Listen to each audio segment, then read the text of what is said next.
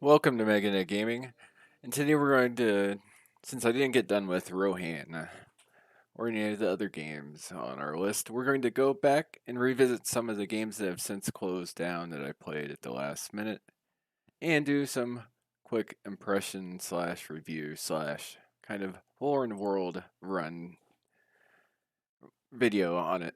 So, here we have Weapons of Mythology, publisher IDC Games, developer Gamerfought Trading, released in 2016 and closed a mere 3 years later, December of 2019.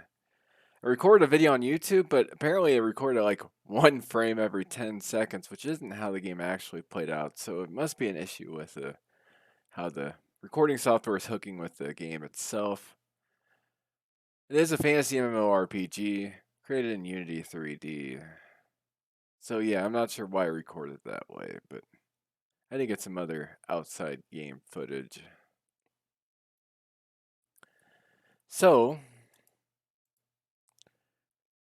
this game is about as run of the mill as you can get for an MMORPG. You have your standard classes, which are at least structured a bit differently and have some unique names.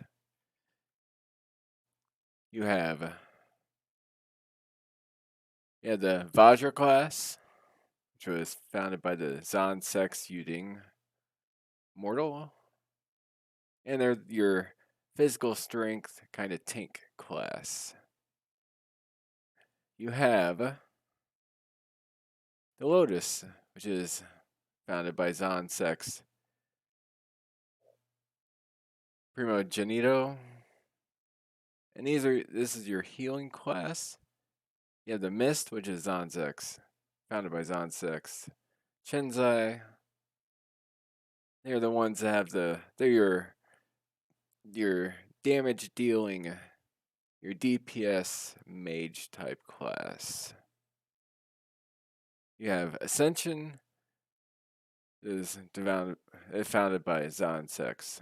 Sun, that's your melee DPS class. That has some, I guess not really. It's not really rogue. It's more of a. It's your dagger DPS class. You have Solar, which is founded by Zonsex Qijing Z. And this is your rogue class slash your ranged damage dealing class. So basically what you have is you have mage, archer, tank, healer, and DPS physical person. This game uses an enhancement system where you have to gather certain items called ores. Let's go ahead and switch over to some gameplay footage while this goes on. You have some ores you have to collect. By collecting the ores or other items, you can use those to enhance items, much like many other Asian and even non-Asian MMORPGs where you can have you might start off with a staff, but if you collect the right items, you can enhance it so you have staff +1 with better skills, and then staff +2, etc. With an increasingly more likely chance of breaking the item as you move up. Game does have a unique aesthetic to it, sort of. And the art style is, I think, what makes it does look like a fantasy MMORPG. It does have some animation issues that are kind of odd, where the running and combat animations are quite choppy, and you really don't feel like you're controlling the characters. It's more like if you played a game like Sphere 3 or there's a lot of MMORPGs where you feel like you feel like you're telling it almost feels like it's not quite turn-based but almost turn-based where you're telling somebody else to complete the attacks instead of having the visceral feel of you being in there in the action completing the attacks. So yeah, outside of that Outside the enhancement system and the classes, there is some character models look pretty good. Standard WSAD controls, you can, to a limited extent, rebind keys, but not to the extent that most would like.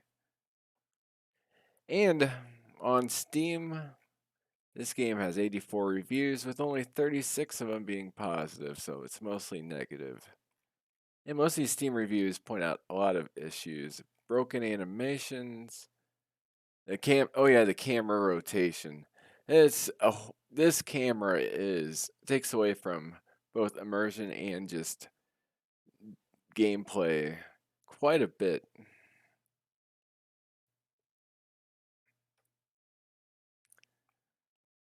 When I played this back on October of 2019, I had no idea of the impending shutdown, and I actually left in the description on YouTube. I put, "This game wasn't as bad as I thought it'd be.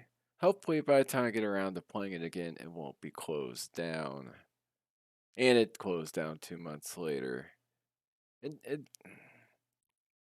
has a bit of a mobile feel game to it, but not quite. It's not as late. If it is based on a mobile game, it's not as lazy of a port as others.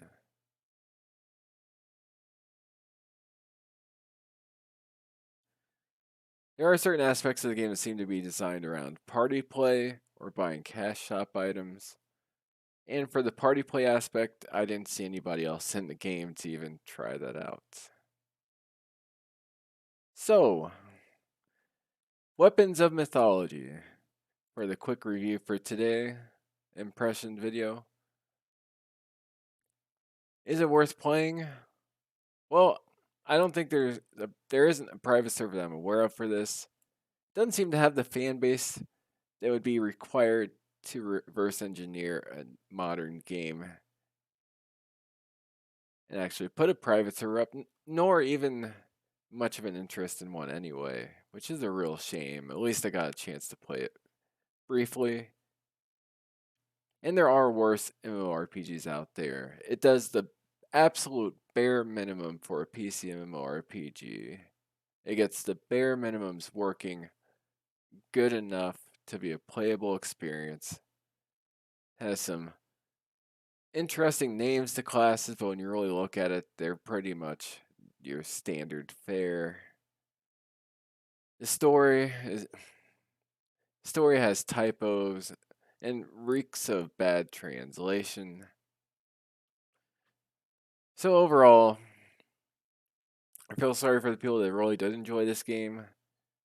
There was something here that could be enjoyed by some people, but it just wasn't for me. As far as our rankings go for Meg and Egg Gaming, I went ahead and here they are. I went ahead and gave this a D.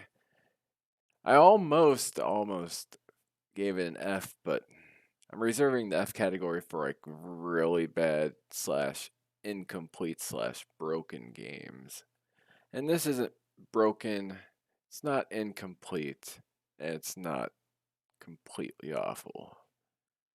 Sad to see that it shut down, even if it wasn't for me. And best of luck to the development team. Not sure how I feel about saying best of luck to IDC Games, but even if I don't like a lot of even if I don't care for a lot of their properties, or at least what they're publishing, that is, I do wish them the best because it's always sad to see a virtual community like this go. Hope you enjoyed the video. Please like and subscribe. And hopefully I'll get the Rohan next week. Otherwise, we will go ahead, dig up another shutdown game from the archive, and take a look at it. Likely Guardians of Ember or Maple Story 2 next, if I don't get Rohan finished. Have a great day.